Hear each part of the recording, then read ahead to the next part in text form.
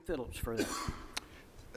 Thank you, Vice Chairman Piercy. I've reviewed those minutes. I find them to be in order and move that we dispense with the reading and that they be adopted as presented. Thank you. We have a motion when we have a second. All in favor say aye. Aye. Opposed? Motion passes. The Highway Department does not have a report tonight, so we'll skip down to the Building Codes report.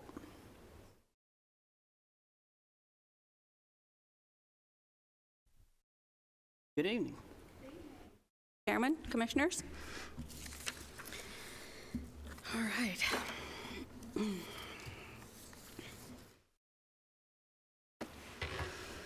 So the month of February was busy in our office.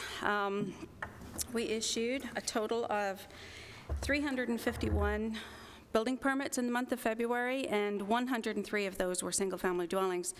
And we haven't done over 100 single-family dwellings in almost 2 years, so almost 24 months since we've done over 100 building permits, and we did it in a short month, so we were really busy last month. So total permits, 351 for a total revenue of $141,488.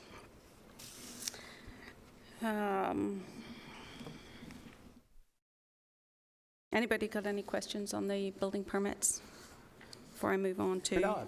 Thanks, Chairman.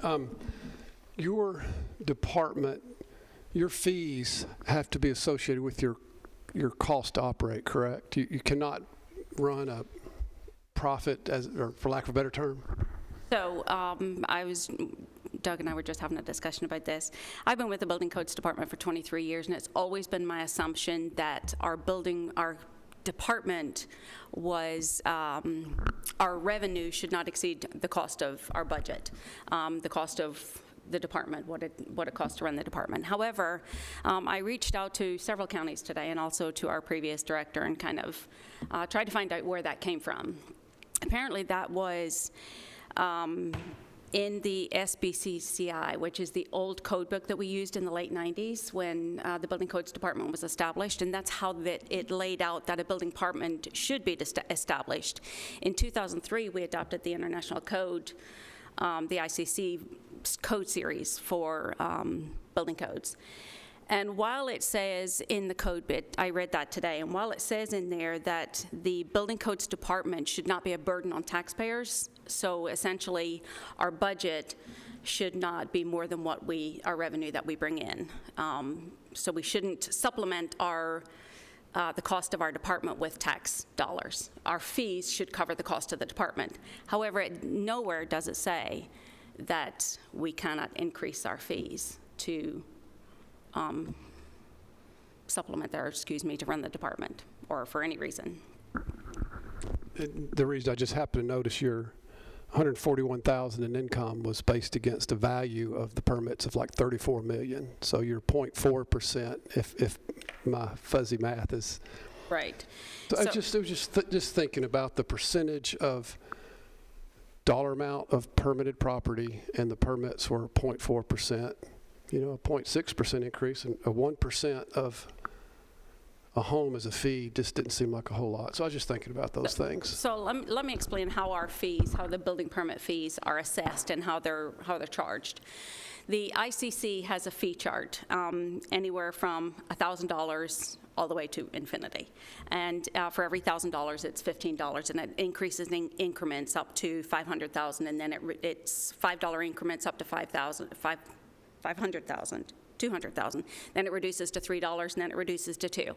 So we take the valuation of a house, of the cost of construction, and we take the total valuation of the house, what it costs to build it, and we refer to this table, and that's how we get our building permit fee. The square footage cost of the square footage, dollar amount of square foot that we use is what we increase. When this commission decides to increase permit fees, the dollar per square foot is what you increase.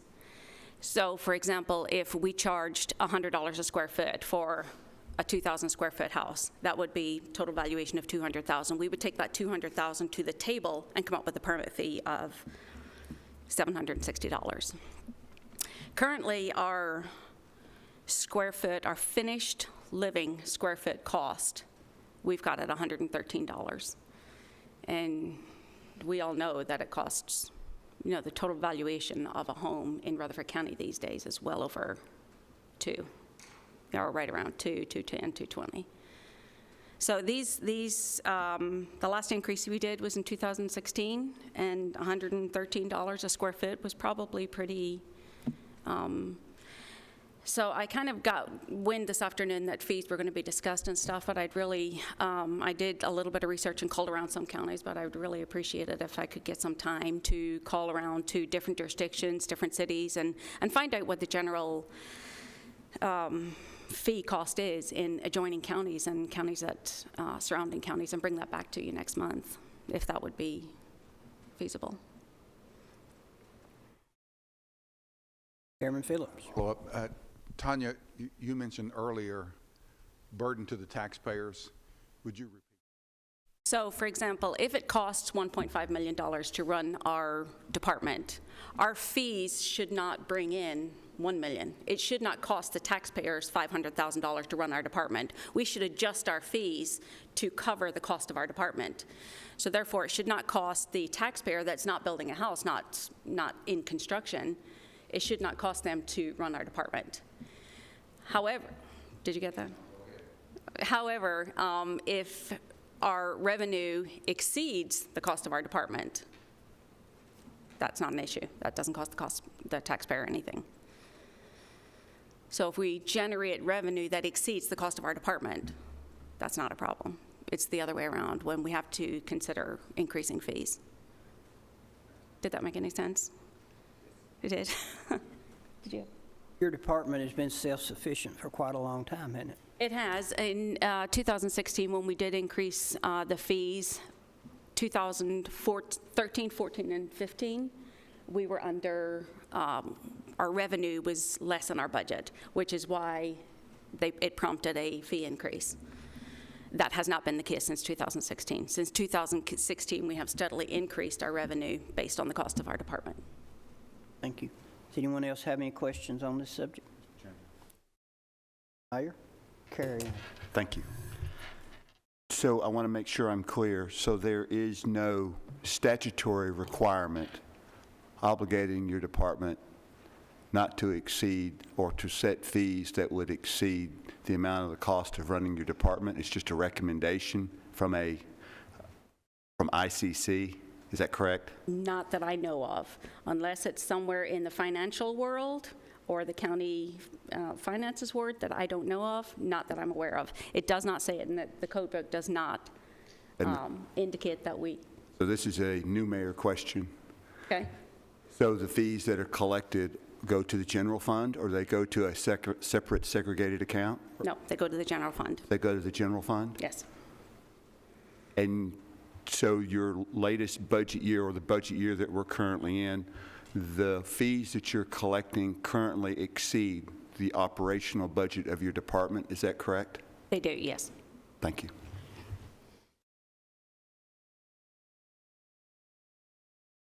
Anybody else got any questions? I believe everyone's good. Carry on. Any more? If not, I will move on to development tax, school facilities tax.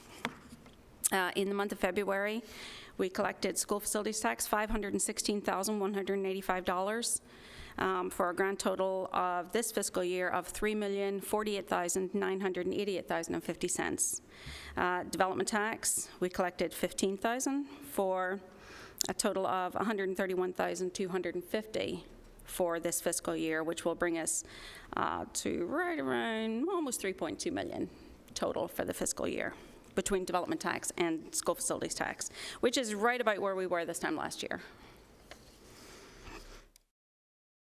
Average square foot of a home permitted in the entire Rutherford County, Laverne, Smyrna, and Murfreesboro, was 2,368 square feet. The total average square foot of a townhome issued in all of those jurisdictions was 1,613 square feet.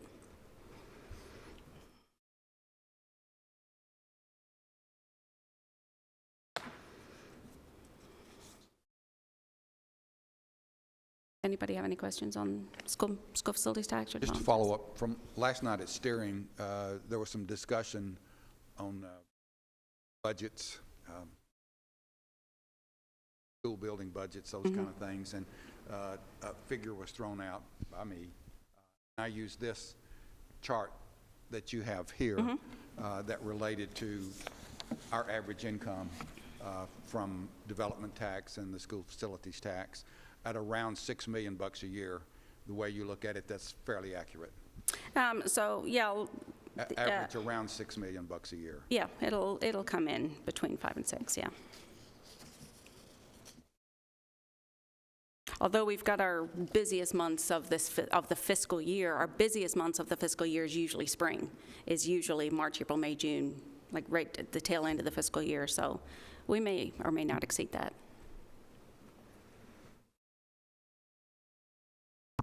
Jeff, I think excuse me, Mr. Chairman. Go ahead. Commissioner, I think the average, if you took an average though, will we even hit 5 million this year? I thought the depends on- average had us, we have to have some increased gross months for the average to trend to 6 million. We're not there yet, in my opinion. Please correct me. I'm just glancing at it. Obviously, it's going to depend on how many dwellings we permit between now and June 30th.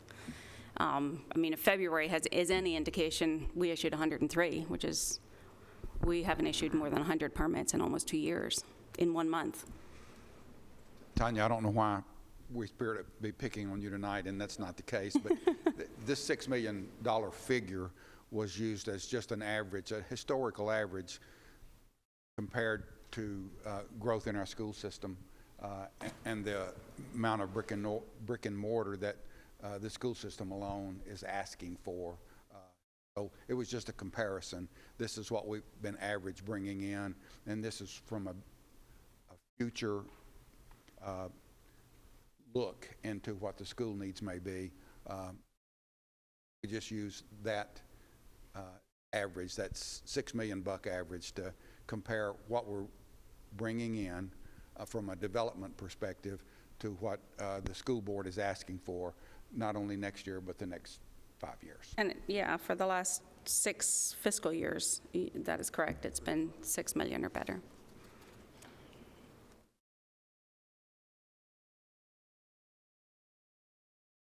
No other questions? I will move on to zoning enforcement. And our total zoning enforcement inspections for the month of February was 112.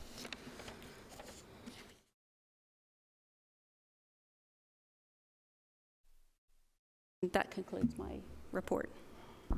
Maybe not? Commissioner Dodd, Motion to approve Oh, the report. you need a second? All in favor of approving the report, say aye. Aye. Nays? Motion passed. thank you. Thank you.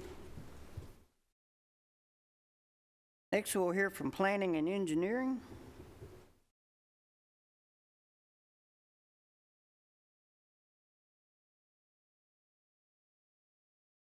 Good evening, everyone. Hope everybody's doing well today.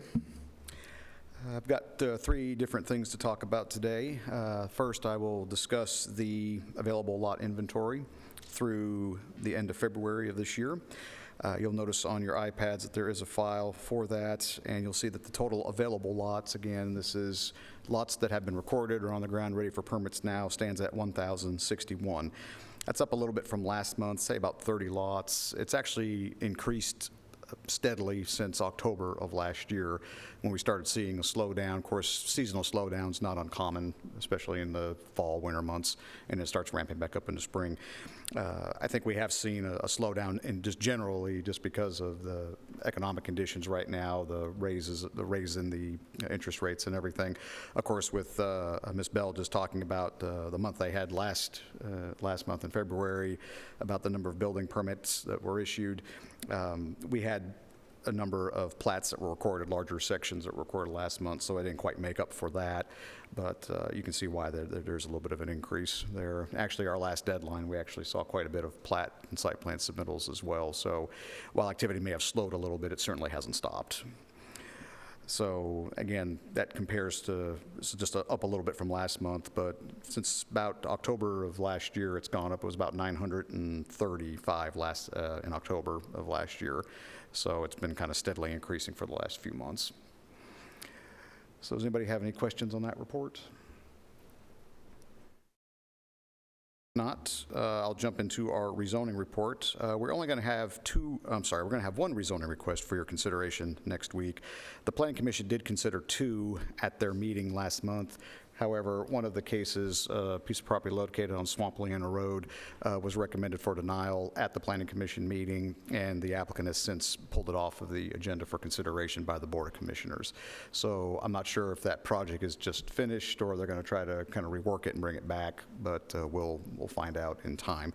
So because of that, you'll just have the one application to consider next week. This is for property located along Shelbyville Pike. The applicant's proposing to zone this property to commercial general to develop the property as a car sales and repair body shop establishment. We have three commercial zones, general commercial zones. Commercial general is the most intense of those three zones, and it's the only one of the three that allows car sales.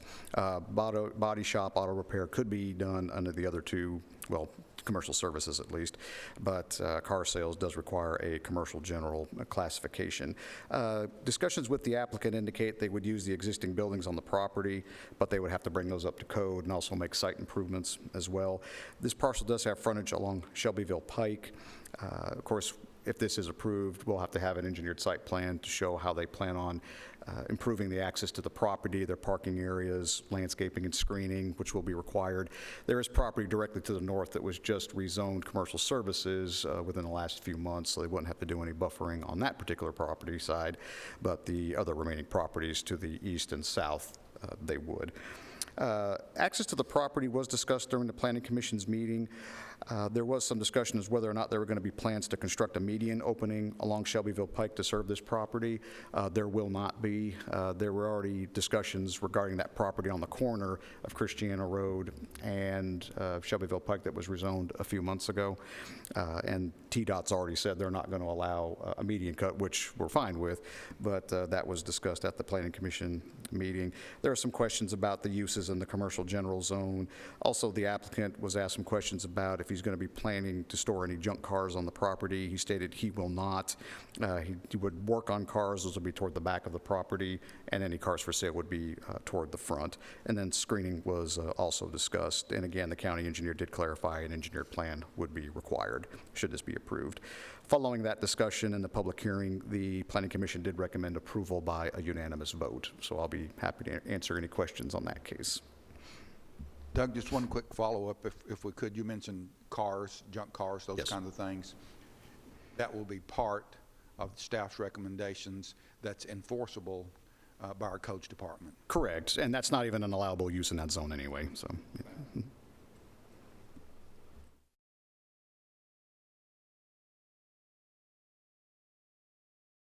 No other questions? Carry on, Doug. Yes, thank you.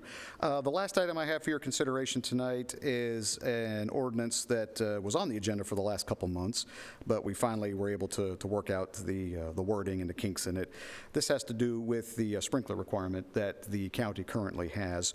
Our current sprinkler requirements for single-family residential for subdivisions that require a fire hydrant waiver are for any subdivision with 3 lots or greater. We've recently made some changes to our subdivision regulations regarding the number of lots that can be approved administratively, as well as our fire hydrant requirements. This was also part of that. With some of the changes that we've made regarding the number of lots that can be approved administratively for subdivisions, we raised that from 2 to 5 based on some changes in state law.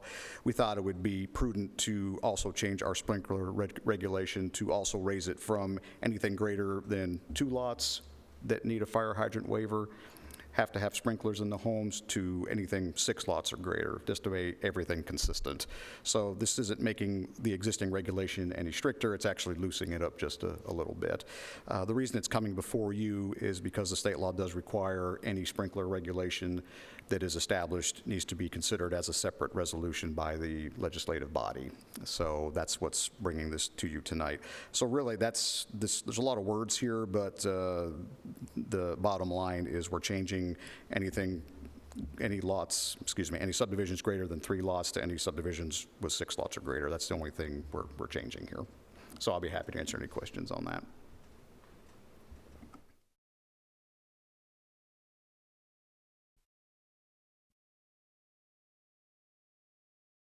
Chairman Peake? So you're basically saying that you can do up to 6 lots without going to the planning commission. You can approve that on your own. Up to if 5, this- well, it's 5 if lots or this less. passes. Yeah, it's 5 lots or less that can go to the planning commission. 6 lots or greater has to be approved by the planning commission.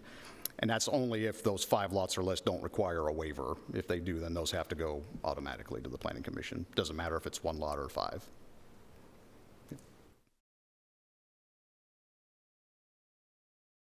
Doug, by changing it to this, what do we gain? Well, really, like I said, this is more of a consistency on our part. I do think for a lot of these smaller subdivisions, especially the 1, 2, or 3 lot subdivisions, even sometimes into the 4 or 5, those tend not to be, I mean, there's some that are for development purposes, of course, but there are some out there that are for family-related purposes. So I think we do gain that. And I think the biggest thing we gain is just consistency with the rest of the regulations that we've been looking to change. Thank you. Anybody have any other questions for Doug? Mayor Carr? Thank you, Mr. Chairman. Doug, we heard Ms. Bell talk about her schedule of fees. Can you describe your schedule of fees and where they're similar or different than the schedule that Ms. Bell has? Yes, sir, absolutely. Ms. Bell's fees, excuse me, I know she goes by a lot by what the International Building Code will not say dictate, but recommend. The fees that we have a variety of fees. We have fees for our preliminary plans, which is our master plans. We have fees for our plats, for site plans, rezonings, Board of Zoning appeal cases, like variances, special exceptions, those kind of things. There really is no authority as far as what those maximums or minimums should be for any of those. What we have done in the past, and I try to keep a fee comparison up with our county versus some of the different counties and municipalities around here. We try to keep them in line with what some of them are charging. Now, they're not exact by any means. Some of ours are higher than what some of the surrounding jurisdictions charge. Some of ours may be lower. But we don't have anything in our regulations or any state law or requirement that I'm aware of that says we can only charge X amount for certain types of applications. If we wanted to charge $5,000 for a rezoning fee, there's no reason we couldn't do that. It would have to go through committee. As you recall, when we changed our fees back in 2021, we came through Public Works, we went through Budget, and then the County Commission made their final recommendation on those fees and approved those. We don't have to wait so often to change them either. We could change them every month if we wanted to. Since we've looked at these fees last in 2021, it's been about not quite a year and a half, I guess, is the last time we looked at that. Prior to that, it was probably 14, 15 years between when we looked at a fee increase. But we don't have any kind of statutory authority or anything that limits us to what we charge. I will say that most of the fees we charge, unlike building codes, our fees don't really cover the administrative costs that we have in our department. So if that's something that we would like to look at, I think that's certainly something that's on the table. But of course, a lot of that's going to be dependent upon maintaining the current levels of activity. If things just slow down, it doesn't matter how high our fees are. If we're not taking any applications, and we're just not going to make a whole lot of money. But these fees pretty much go to our administrative costs for reviewing these applications. And like Ms. Bell's budget, everything goes to the general fund. We just have a carve-out area of our budget in the general fund, but everything goes back to that. So there is no, unlike Ms. Bell's example about the ICC offering a recommendation, there's not a correlative association that you work with that offers a similar recommendation? That's correct. And so all, again, like Ms. Bell's department in codes, all the money flows to the general fund, correct? Correct. And the current fees do not cover the cost of operation in your department. Would that be correct? That is correct. Can you tell us approximately in this budget year what that discrepancy might look like? Our budget this year, I think, was about $1.5 million, give or take. The fees we'll collect will probably be less than $500,000. I'd say probably in the $300,000 to $400,000 range, roughly. Just looking at what our 6-month total was, if you were to double that, it'd probably be somewhere in the range $400,000 to $500,000-ish, roughly. Thank you. Mr. James? With this talk on the fees, who would set the parameters for what the max is and the frequency for when you can adjust these fees from these departments? I'm just worried that, you know, the general public can't make plans if, as you just mentioned, every month you could raise it, and you could raise it to any amount that you saw fit. I just would like to have a better understanding to know that when they come in, they have an idea of what fees so they can plan accordingly. Well, and I think ultimately that comes down to the county commission as to how often you want us to review the fees that we charge, and how often you'd be willing to change those. I mean, we can do the analysis anytime you'd like us to do them to find out, you know, what other areas around us are charging, and bring that information to you and let you all decide. But I mean, I think the parameters would be set by the county commission at that point. I think that's something we'd probably be interested in seeing, though. Okay. Yeah, the last time it looks like I was pulling out my chart a little bit just to see the last time I did a comparison. It's been a couple of years, so I can certainly have something put together pretty quickly because I've already got the framework in place, so it won't be hard to kind of follow up on some of those and maybe expand a little bit as well.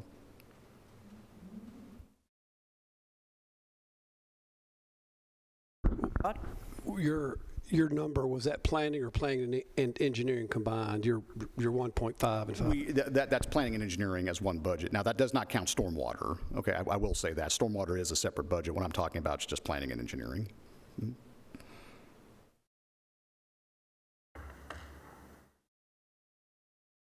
Doug, I want to kind of go back to the building inventory that you mentioned earlier. It's currently a little over 1,000, if I'm not mistaken. Right. And that's increased gradually, probably over the last year and a half, gradually. And also the cost of building has gone up dramatically over the past 4 or 5 years. So we're not seeing a slowdown, even though the cost of building has doubled, tripled. Sometimes the cost of property is doubled or tripled. And now even the interest rates going up. We haven't seen a slowdown, even though all of those costs go up, and the cost to the consumer, the house buyer, is somewhere in the neighborhood of well, a lot more than it was 4 or 5 years ago. So we're not seeing a slowdown. We've heard some reports out of Nashville that any new growth tax that's added to the development industry would slow down building and make homes unaffordable for the general population. What I'm hearing from this report is that that may not be accurate. Well, and you know, of course, any fee you charge is going to have some difference. But I think to your point, I think what we're talking about here, our fees, is a very minor part of what's going on in the larger economy. Like you said, interest rates, we have no control over that. That's going to increase. The cost of building materials has gone up. We have no control over that. Yeah, do fees make a difference? Yeah, I mean, I think we can all agree they make some kind of a difference. Do they make the largest difference? I would argue no.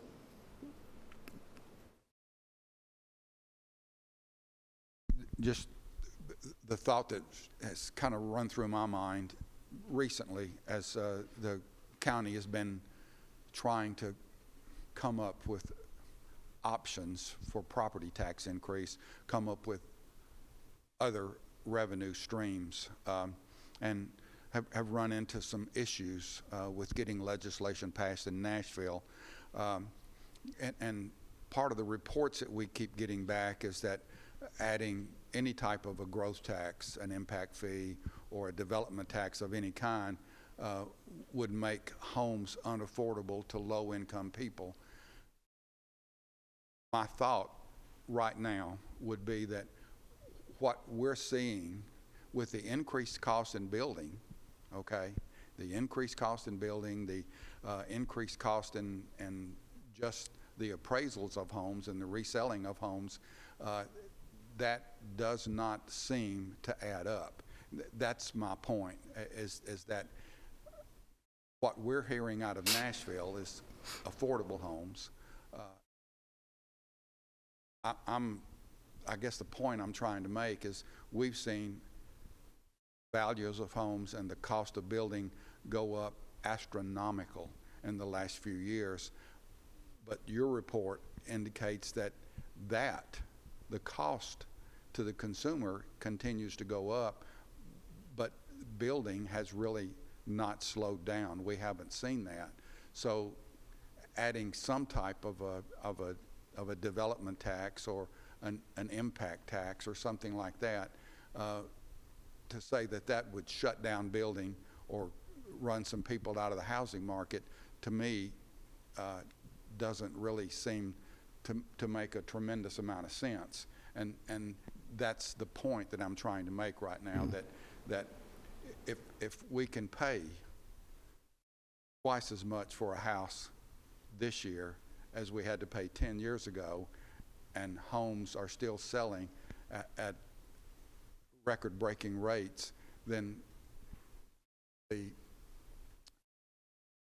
people who are buying those homes don't seem to be running out of options. They don't seem to be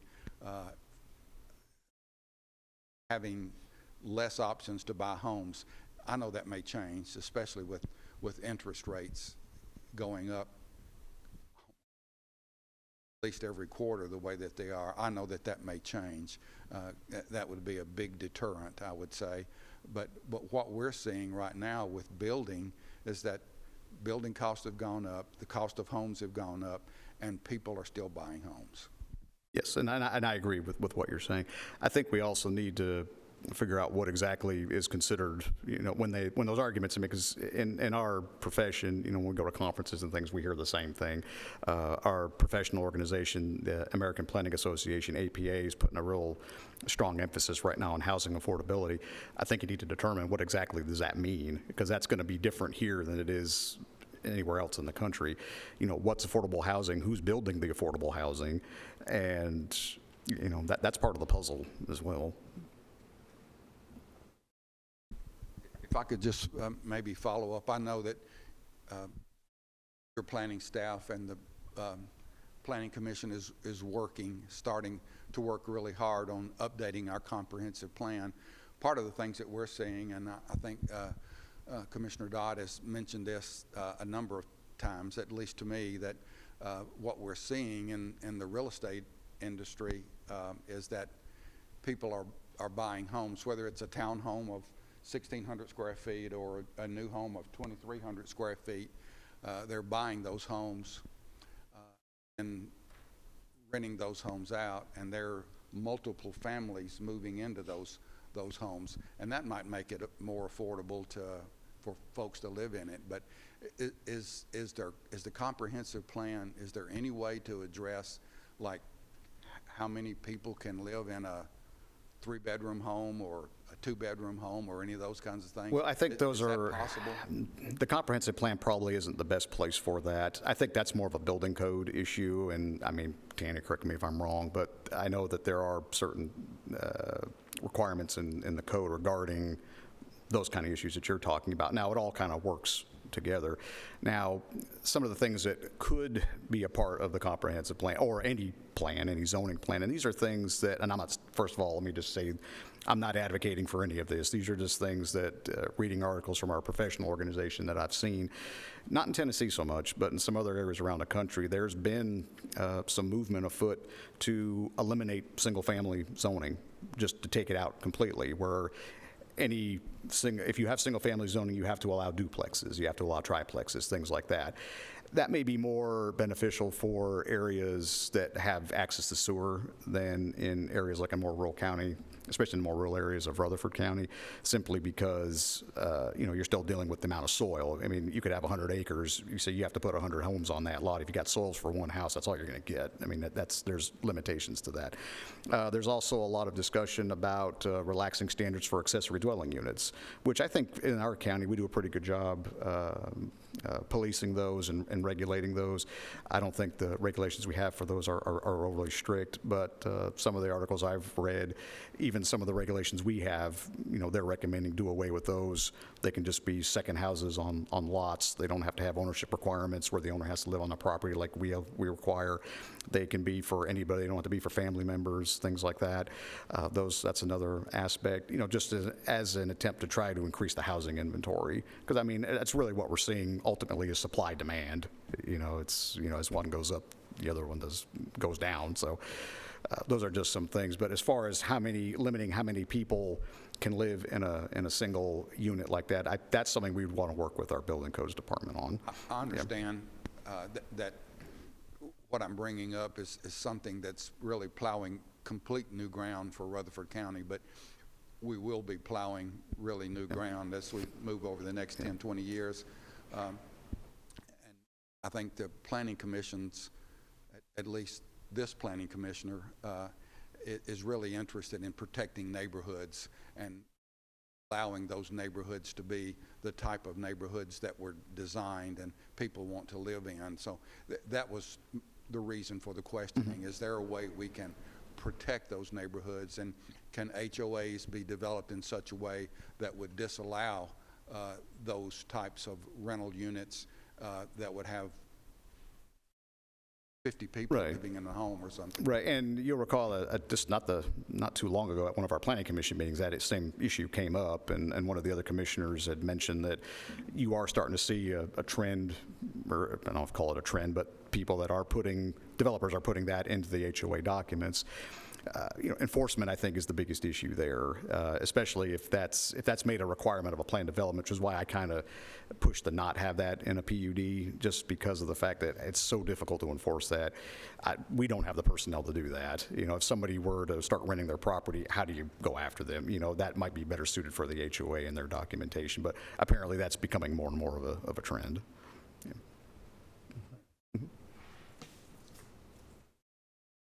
Chairman P.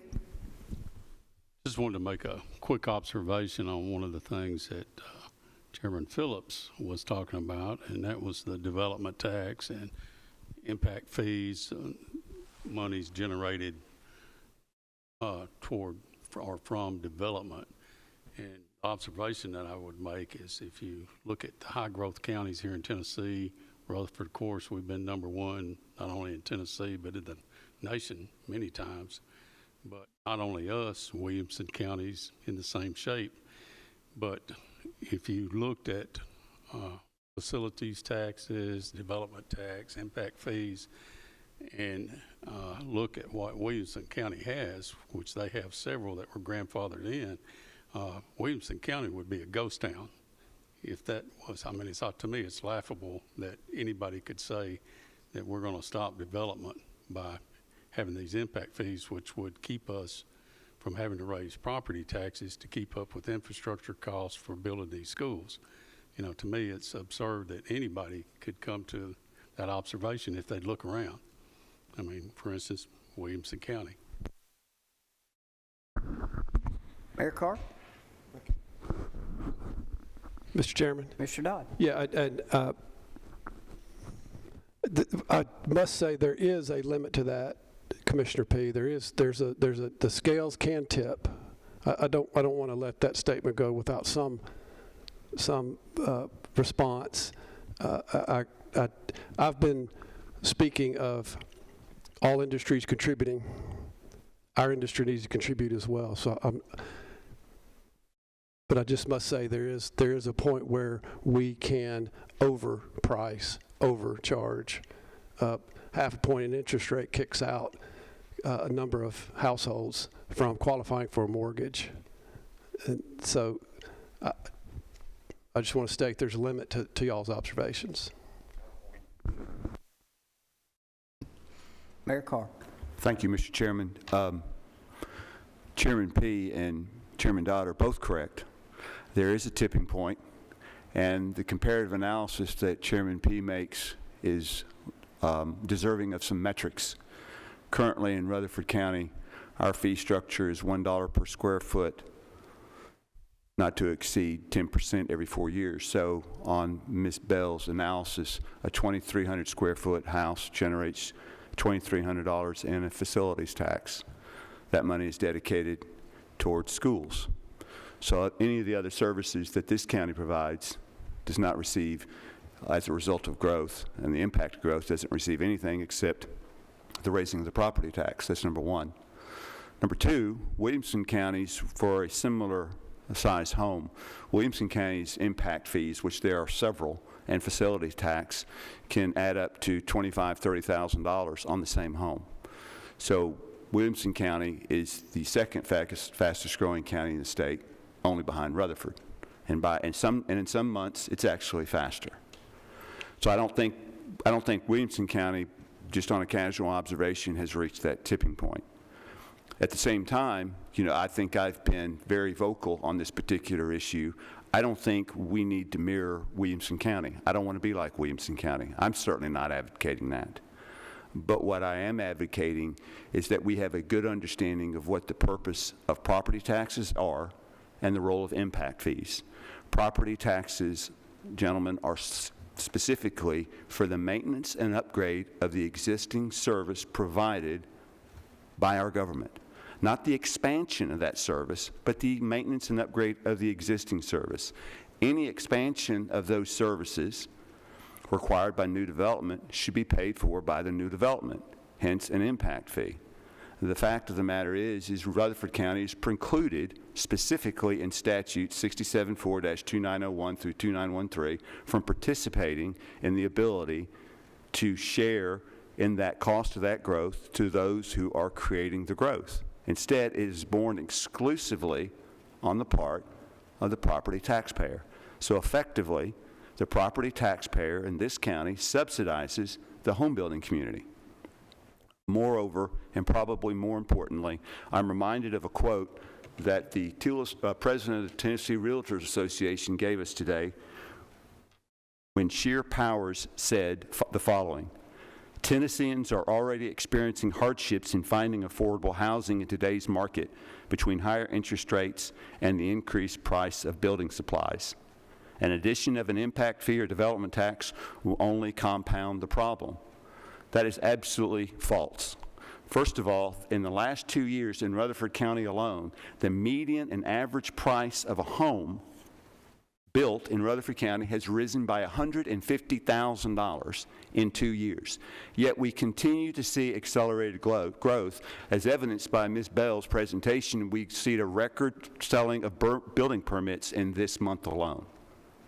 Number two, if the Realtors Association were so concerned about the price of affordable housing, when was the last time anybody in here sold a home when they negotiated the contract with a realtor to list that home, where the realtor said, we need to put a cap on what you can sell your home so it can be affordable? No, the Realtors Association is motivated by the same thing that the seller of the house is, maximizing the value of their home. And so I find it somewhat disingenuous, if not hypocritical, that the Realtors Association is talking about affordable housing when it is their model, their business model, understandably so. And quite honestly, I appreciate the business model. As a homeowner, when I get ready to sell my home, I want to be able to maximize the price. That should be what I should be able to do. And the realtor, getting paid on commission, should be able to share in those rewards. So to be sure, all I'm advocating, I hope the county commission is also advocating, is that we have a shared burden that we need to all share in, instead of just dumping that on the property taxpayer. Thank you, Mr. Chairman. Thank you. Does anyone have any other questions for Doug on his report or anything else? Doug, I have one question for you. What year did we instate the PUD? Well, Plan developments prior to me taking employment here in Rutherford County existed as kind of an overlay zone in a sense. In other words, the property was zoned whatever it was, generally R15, and then the CU, it was a conditional use permit for the plan development. It sat kind of on top of that, gave it some restrictions. I don't know exactly when that was established. Now, the PUDs, the way that we do them now, where it's a separate zoning classification, we completely changed that. I believe that was about 2011. So we've been doing those in the current state that they're in now since about 2011, so say about 12 years. About 12 years. Okay. The reason I asked, I watched the steering committee last night on the television. Very educational from what Chairman Phillips had on his information, his numbers he put out. Chairman Harris, he had a lot of information and numbers. It's kind of mind-boggling when you sit down and put it all together. Of course, nobody wants to hear this, but I'm going to tell you anyway. Our land will play out in Rutherford County sooner or later. It's going to happen. Growth is good, but it really doesn't pay for itself. Everybody in here understands that aspect.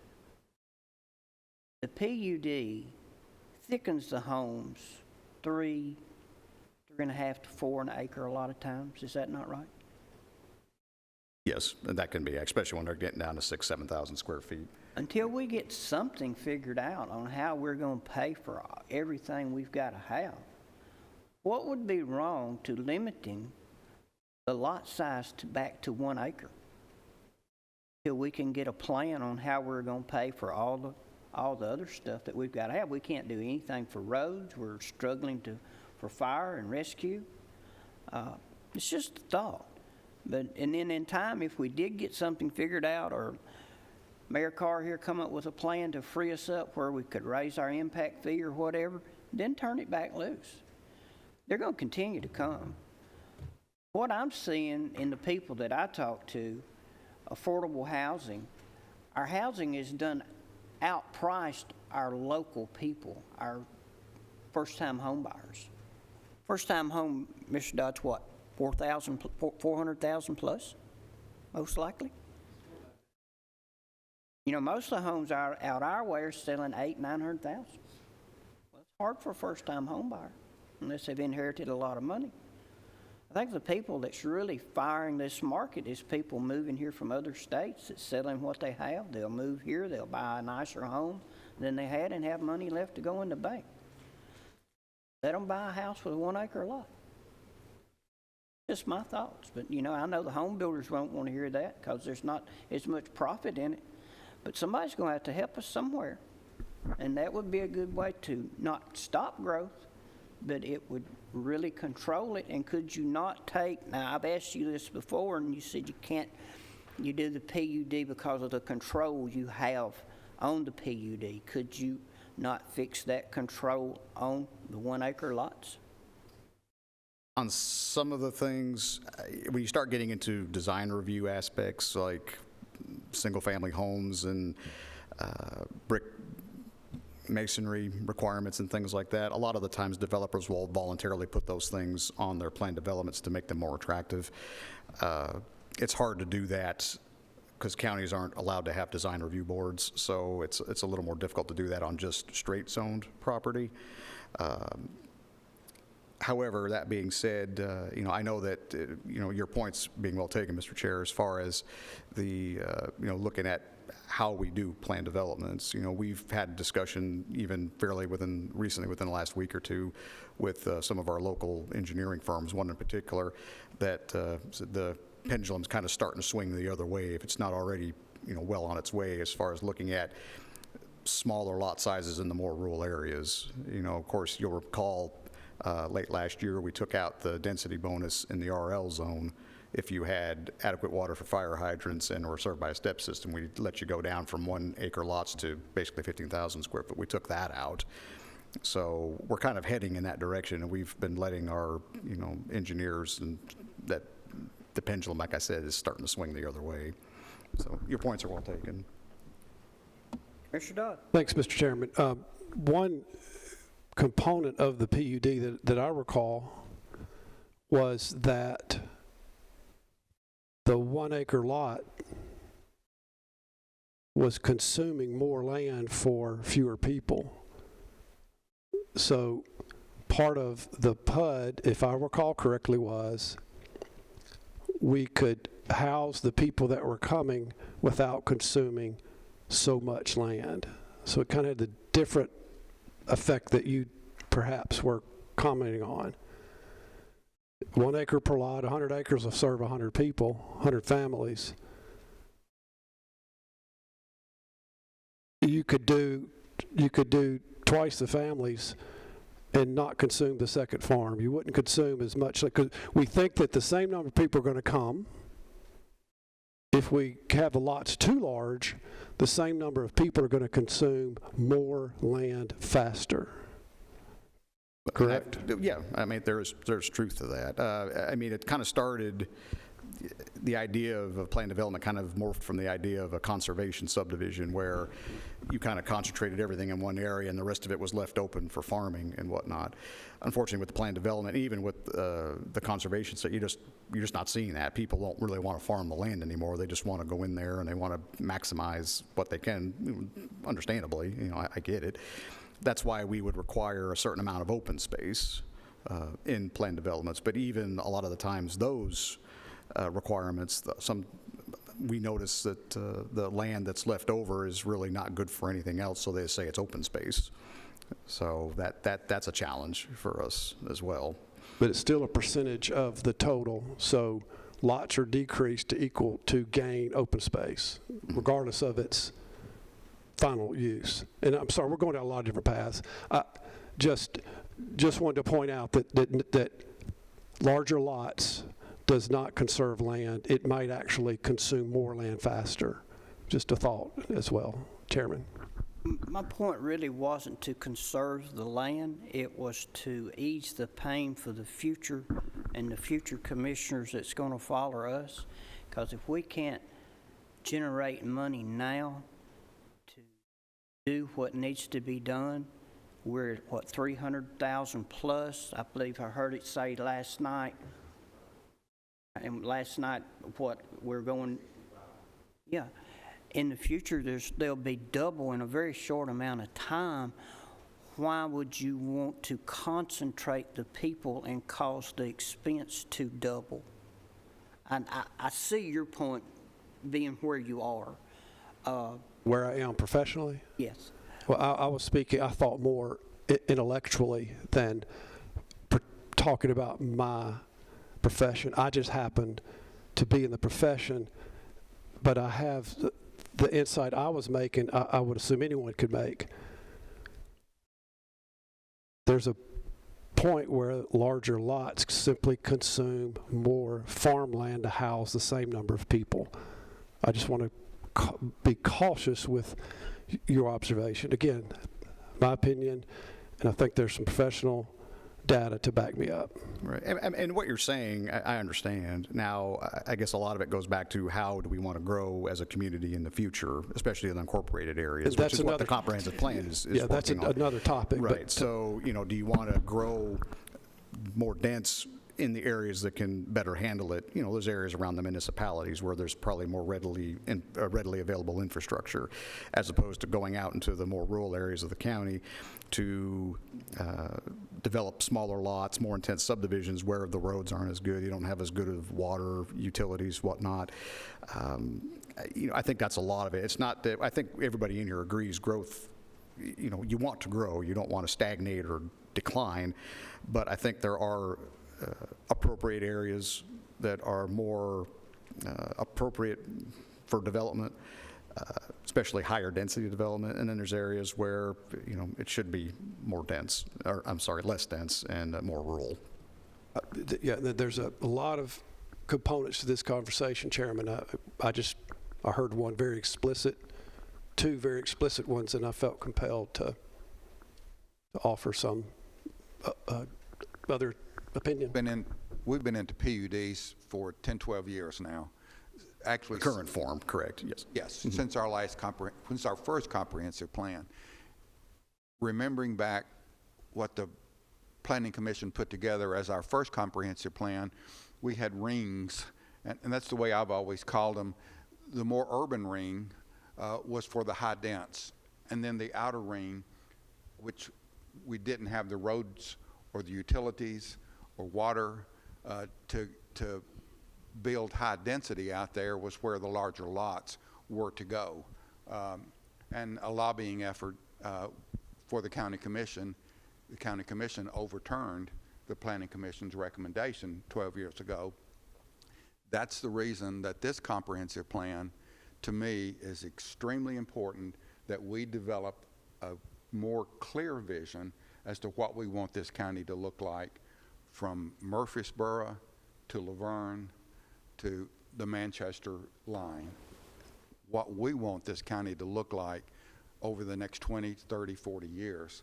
And that housing development, residential development, as far as density, high density, and where that should go, and then low density, where that should go, instead of having to build roads and put in new sewage systems, those kind of things. So from what I remember of our new comprehensive plan, we spent a couple of years developing that plan, and when it got right down to how we would define density, a lobbying effort to the county commission changed comprehensive plan. That's something that this county commission needs to be well aware of as we get into the recommendations from our planning staff and the planning department and the steering committee as they develop this comprehensive plan. They're looking at what's in the long-term best interest of Rutherford County, and we need to be well aware of those type of things. And we're talking about a vision, and it should be a clear vision that the whole community should come together to some degree and say, we love Rutherford County, and this is what we would think are in the best interest of these citizens long-term.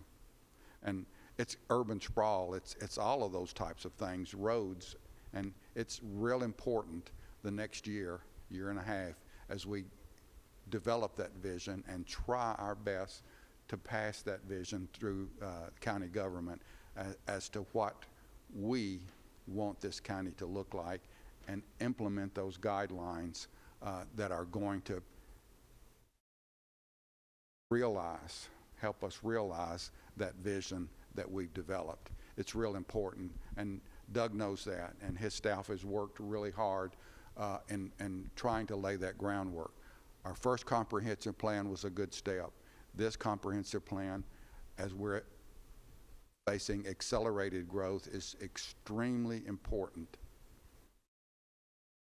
Not the reason that the people in the 17th district elected me, but it's the reason that this 17th district commissioner ran, was that comprehensive plan. That's how important it is to me. That's my love for this county, and hopefully I'll be around in 20 years to see how it works out. Theoretically, I probably won't, but it is still that important to me. I've got kids, I've got grandkids. My roots are really deep. What we see right now, see in the future. What we see right now, we can't see in our rearview mirror. Things are not the same, and things won't be the same, but it's going to take a lot of us clearly trying to participate in a group effort as to what we want our county to look like in the future. So Doug knows that, and his staff is working on that really, really hard. The Planning Commission is working on that really, really hard, and we've got a number of people on the steering committee who have that same affection for this county, and it's going to cause some people to make some adjustments in their long-term. Mine, yours. So we need to come together, and it needs to be a voice that we can tell Doug and his people, work hard on it. Bring us something that we can clearly see what we want this county to look like. Do we want it to be a Livonia, Michigan that now is a ghost town, or do we want it to be something that we can be proud of when some of our long-term business partners maybe are no longer here. So that to me is extremely important. And once again, it's type of an issue that we have to work on together. And we have to be steadfast in our affection for the county and developing that vision. I didn't mean to preach a sermon, Doug, but some of these questions that are coming up tonight are learning experiences. We've had PUDs, Mr. Chairman, that just as Chairman Dodd said a minute ago, it's the better use of land. But what we've also learned is that when people move into those things, they've started communicating problems for us. They don't have enough room to toss a football in the backyard with a kid. Okay, so we're looking at those type of things too and making some of those lots larger. So we're listening to what is going on. We're developing a history and trying to develop what's in the best interest of people who are coming and going, and also kids and future leaders of the county. So those type of things are important. We need to listen to what's happened, and we need to make adjustments that would be in the best interest of residents and homeowners going forward. So PUDs is a better use of land. We also approved a development here last month that had larger lots, and that's the first one I remember us approving in a long, long time. And it did my heart good to see a developer come in and say, we're building 1,500 square foot lots. It does my heart good to see that we're doing other things rather than just PUDs at this point in time. And I think that's a mixture that both Chairman Piercy and Chairman Dodd have talked about, and I hope that the comprehensive plan will accomplish those things. Anyone have any more questions for Doug? Seeing none, we have a motion. Need a second. Approve. All in favor say aye. Aye. Opposed? Motion passed. Thank you, Doug.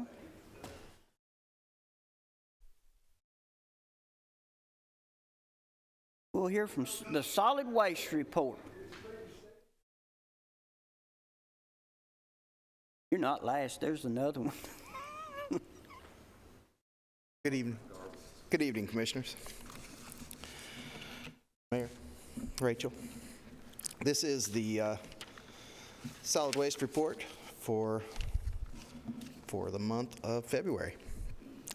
Last month, the Rutherford County landfill accepted 101.17 tons of brush for a revenue of $3,053.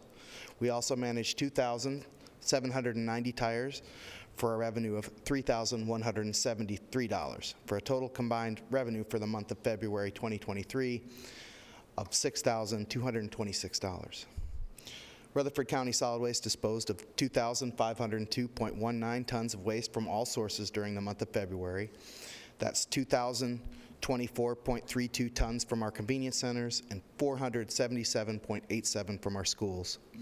We recycled 337.86 tons from all sources, and that's a diversion rate of 13.50, which is up about 4 points from last month.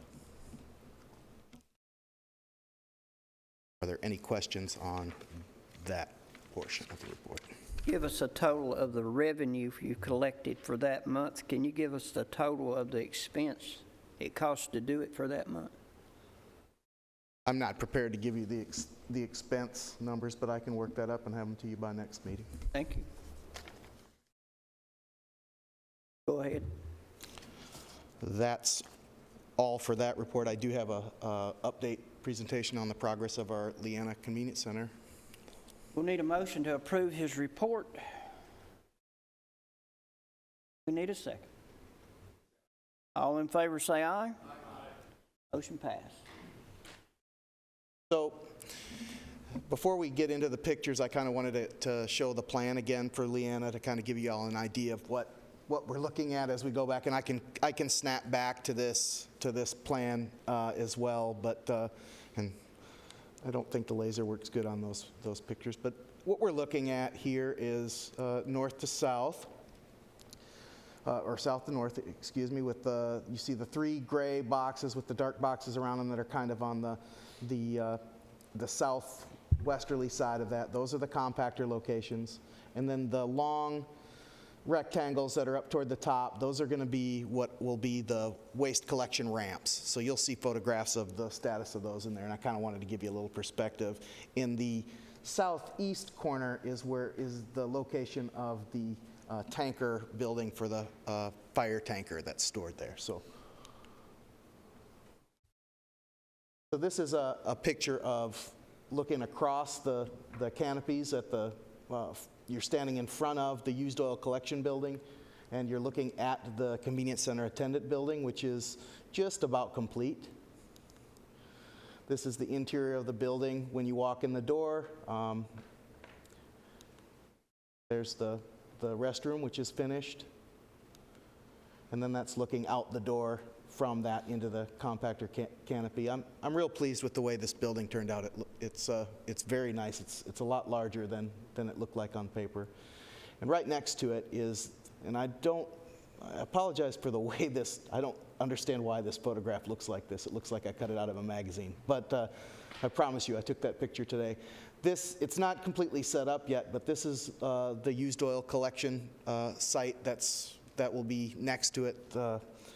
The citizens will go in, and the larger yellow tanks are for collecting used motor oil, and the smaller tanks, which are on the right-hand side there, they're for antifreeze.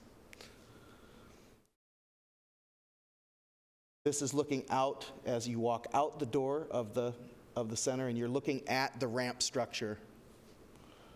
And that wall will be exposed, and you'll see why here in a second.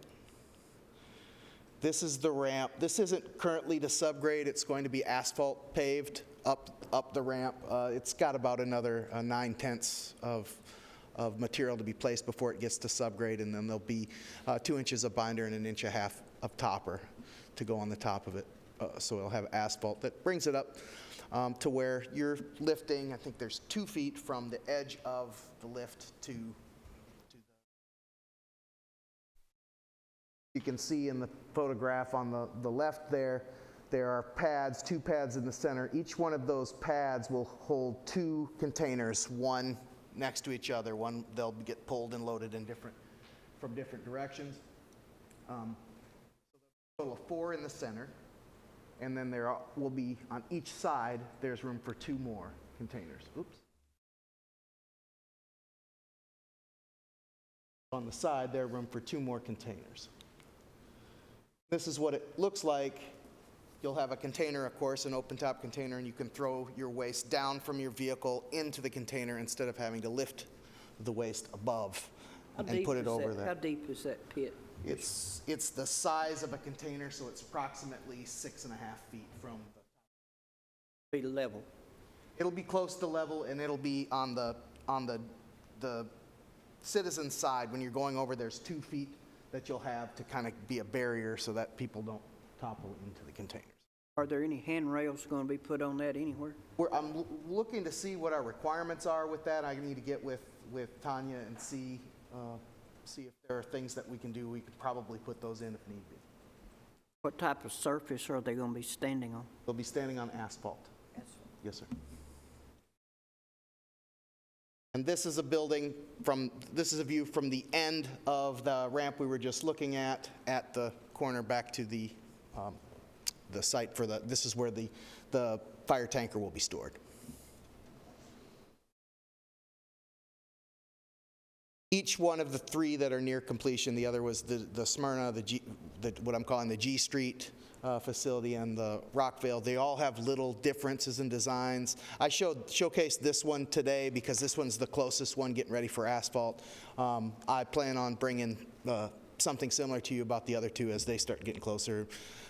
Once the scheduling starts up for asphalt, we're going to be seeing these come online pretty rapidly after the fact. So high-capacity compactors. I've received all of the receiver boxes that we've ordered, and I have them stockpiled at the landfill, ready for use, and I'm awaiting delivery of the actual compactors that we've ordered for placement at the centers as well. Any questions?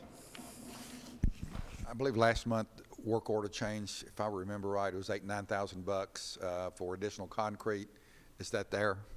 Is it already in? So yeah, everything's done with the concrete. The change wasn't for the addition of concrete in this center, it was for widening the forms. So yeah, before this concrete was formed, they had made the adjustments and they changed that out. Change order's already there. Yes, sir.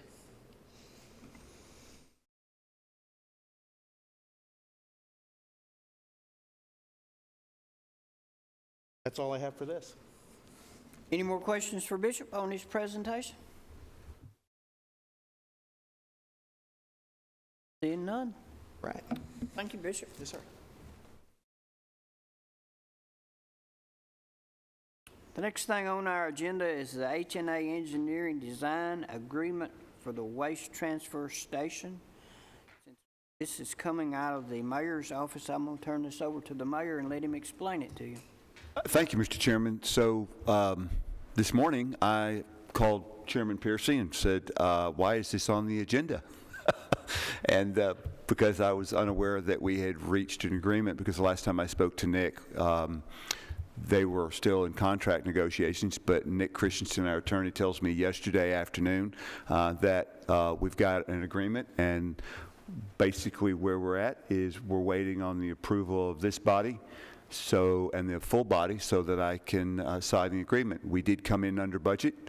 The budget set forth and agreed to by the commission was not to exceed $200,000. Bishop, I believe we're at 198 and some change. Is that not right? Yep. And so we've got, and that is for the site location on Landfill Road, Mr. Chairman, as understood and agreed to in the previous arrangements stipulated with regard to where this was going to go. So that is where the engineering and design work will take place. And so if there are any questions, ready to move forward.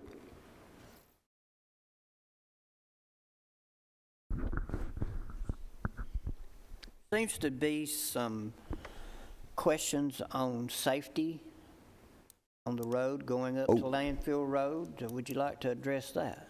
There would, and I would like Bishop to come forward and assist me with this, because it was Bishop who first recognized this, which that's his job, so props to Bishop for doing a really good job. So we, in a conversation about the convenience center at the bend of Landfill Road, I guess it's about 3/4 of a mile down, isn't that right, Bishop? Yes, sir. About 3/4 of a mile route on the left-hand side, we were going to locate a convenience center for public access, like the other convenience centers, like the one here at Leanna.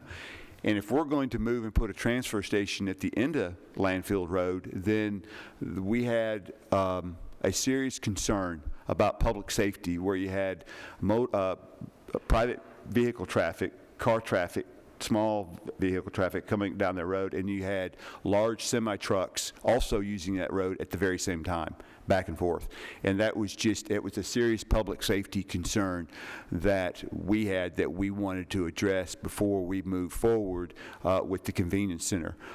At my request and after consultation with Chairman Cush, we reached out to Peary Construction to see if they'd be willing to pause, because they just started scraping dirt. Not a significant amount of effort had been put in out there, but we wanted to give a little time ascertaining the safety risk and the liability of having large truck traffic and small vehicle traffic on the same road at the same time. And so Peary Construction was very accommodating, agreeing to pause. We told them this was not a termination of the contract, but just a pause, and for us to ascertain the location, if this location was acceptable, and if not, to find another location. And so Mr. Chairman, that's kind of where we're at. We're in that pause, so we can determine what direction we need to move forward with regard to a convenience center on Landfill Road, given that we're now moving forward with a transfer station at the end of Landfill Road. Commissioner Dodd. Thanks, Chairman. Remind me, please, the order of events that where we chose to put the transfer station were at the end of Landfill Road. I don't recall. When you say order of events, Yeah, can you help me out a little did bit? it come out of this committee? Did it go to the full commission? I just don't remember. Yes, the determination originated with this committee. To place the transfer station back at Landfill the Road. old landfill. Yes, sir, at the end of Landfill Road, yes, sir. As a matter of fact, if I'm not mistaken, Chairman Peterson, you actually reviewed the minutes, but we had a conversation about that. Is that correct? That's correct. The motion was made. I made the motion myself for the $200,000 to be spent on design exclusively for a transfer station located on Landfill Road. We could change that, but that's how it lays today. So that was the motion to approve engineering. Right, and that went to full commission. From here to budget. I just don't remember do you recall the conversation and the logic of putting it at Landfill Road as opposed to, I think go ahead and answer that question and I'll see if I can elaborate. I think basically we owned the land to start with, and that was a huge savings.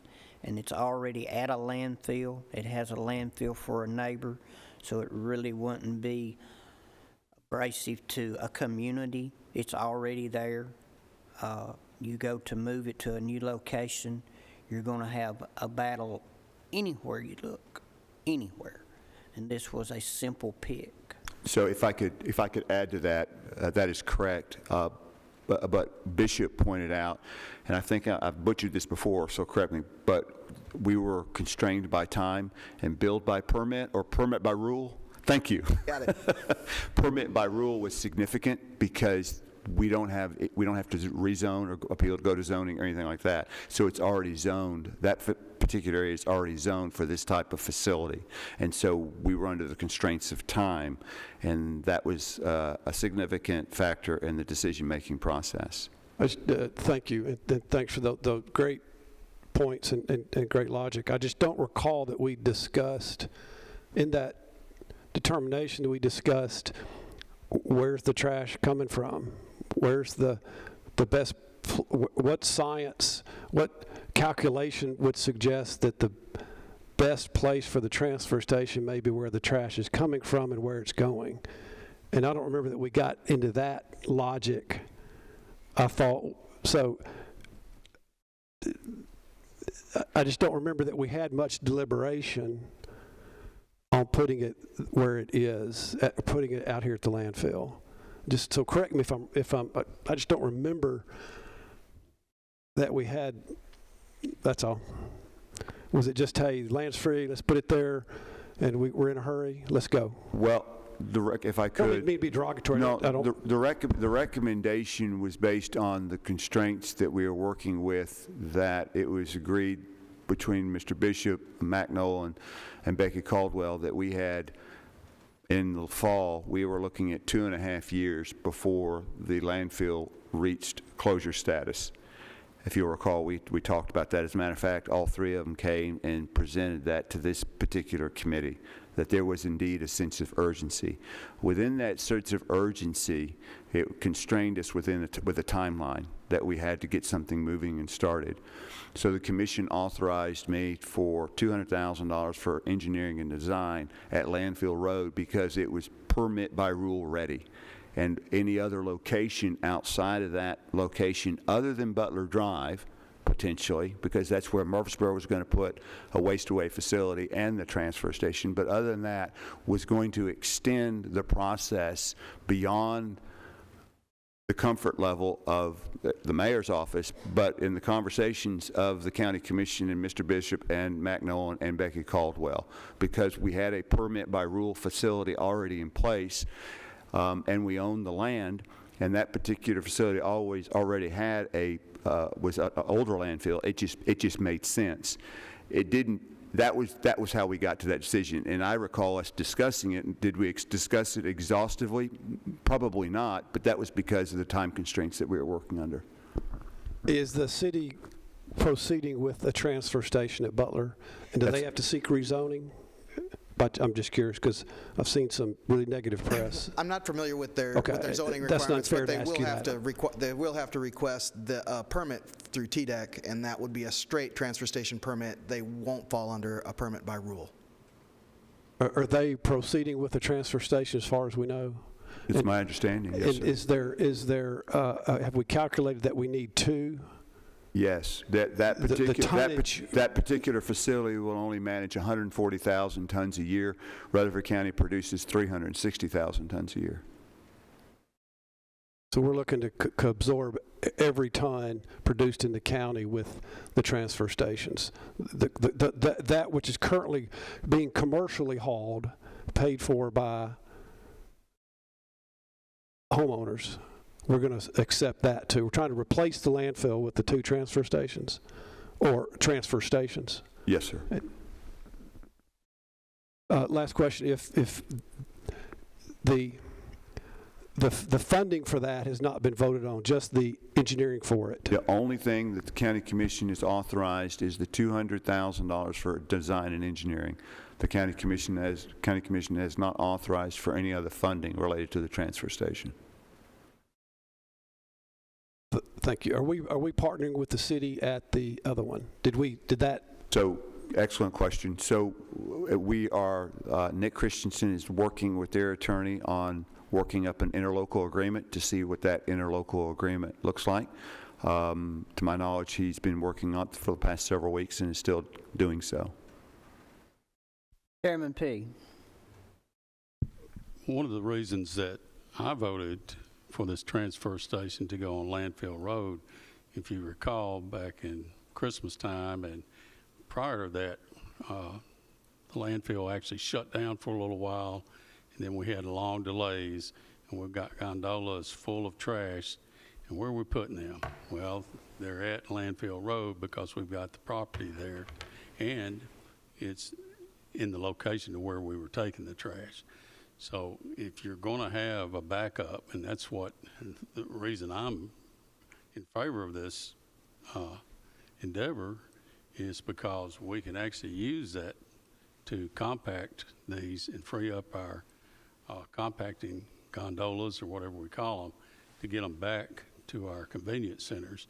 Whereas before we've shut down convenience centers because we don't have empty trash containers to put them in. And having that there, close proximity to where they're going, makes perfect sense to me. Plus, you've got the area to put them. Plus, you've already got the zoning in place. So that's why I want to do it there. And thanks for letting me cover old ground. It's just such a big decision, and looking at the debt loads on all of our committees, all of it's weighing on this commissioner. So absolutely critical decisions, and we seem to be making them rapidly. Having said that, we'll discuss the contract next. But thank you guys for letting me go back through that. Thank you, Bishop. Thank you. Now we will turn back to the HNA engineering plan and design for the waste transfer station. To do this, we'll need a motion, or we'll need more discussion. Commissioner Dodd. Thanks, Mr. Chairman. Thanks for being patient with me, people. Talked a lot. I know this guy got the second vote count in our interviews. Yes, sir. If I can comment on that, we came back. The mayor's office came back to this committee, advised the committee that the triad came in at $286,000, which was $86,000 north of what this committee authorized me to pursue, and so we sent Triad a notice through Nick, and then we reached out to HNAA, and so this is their response. And this was not my second vote, so I didn't scrutinize this particular person. Do we have good references? He's from out of state. I'm really glad you're asking these questions, Commissioner, and I genuinely mean that, because when we were going through the process of evaluation, I can honestly say the 3 participants, when I was listening to their presentations, there was a point in that 3-hour presentation period that I literally said each one of them is number one at some point in time. And there's been some developments with regard to our current landfill status, both the Class 1 and the Class 3, that are now germane, not to the transfer station, but to an ongoing relationship with H&A that I'm very comfortable. I'm also quite comfortable with the fact that H&A is more of a, he's been consulting a very, very long time in this field. As a matter of fact, if you recall, he used to be with Republic as a manager, and so he understands, in North Carolina, so he understands actually how landfills work. So we're getting additional intellectual properties, if you will, with regard to the design and functionality of this particular transfer station. And while I was pleased with the committee's result of Triad, I'm quite honestly more pleased that we're now working with H&A, if you want to know the truth about it. I think there's a lot more to this proposal than in the way of consultation, and that relates to our current landfill situation that will be brought to bear, which is expertise we're going to need. And I'm not going to speak for Bishop, but I will, because Bishop has these very same conversations with me. Chairman P. I'm kind of pleased at this because these were actually my first choice when we looked at it in committee. And having said that, I'll make the motion to approve this contract. Have a motion on the floor. We'll need a second. Second. Have a second. I think you should call the roll on this.